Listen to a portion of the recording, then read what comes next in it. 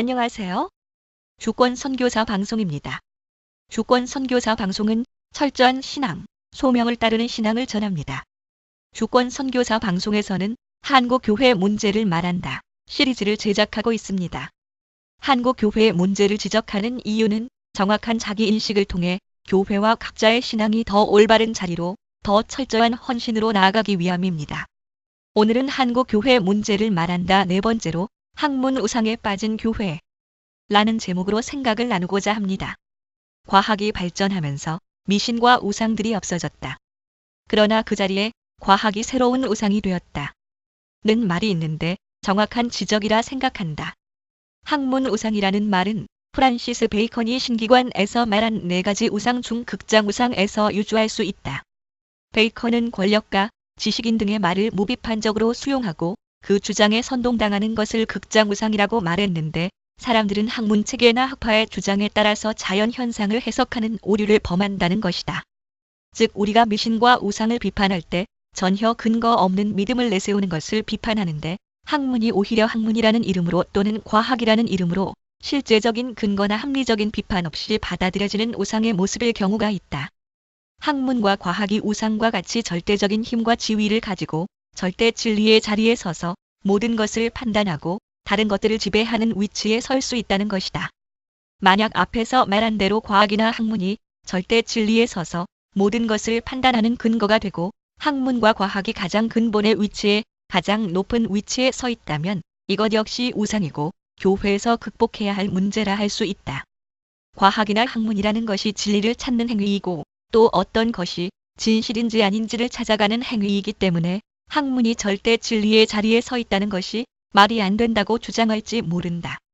그러나 일상의 삶 속에서는 실제로 학문이라는 권위로 또는 과학적이라는 말로 많은 것들을 압도하고 있는 학문적인 결과와 과학적 결론이라는 말이 가지는 절대 권력을 부인할 수 없다. 문제는 과학적이고 학문적인 연구 결과라는 것이 얼마나 진실한 것이고 얼마나 정확한 것인지에 대한 검증을 일반 개인이 할 수 없다는 것에 있다.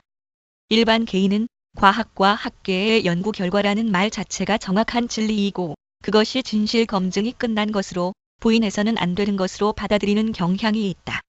이렇게 과학과 학문이라는 이름 자체가 권위를 가지고 모든 다른 생각과 다른 주장을 지배하는 것은 분명 우상적인 모습이고 실제 그런 검증되지 않은 우상들이 부여되지 않은 힘을 발휘하고 있는 것이 이 세상이고 교회에도 그런 생각들이 들어와 있다. 우리가 자주 경험하듯이 학문과 과학적인 결론이라는 것이 수시로 변하고 시간이 지나면서 다른 주장들이 계속 나오는 것인데 이것을 절대 기준으로 삼는다는 것 자체가 어불성설인 면이 있다. 그런데 마치 과학적이고 학문적인 것을 늘 움직이지 않는 불변의 진리를 제공하는 것처럼 여기고 거기에 그런 대단한 권위를 부여하는 것이 마치 우상에 빠져 제대로 생각하지 못하는 것과 같은 모습이라 할 수 있다. 이런 학문 우상은 현대 우리 교회 안에서도 많이 나타나는 현상이다. 설교와 성경 공부에서 학문적인 근거를 꼭 제시해야 할 것 같고 그렇게 해야 더 믿을 만한 것이 된다고 생각하는 모습들이 많이 있다.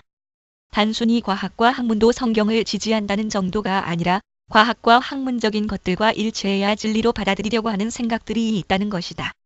이것은 심각한 문제일 수 있다.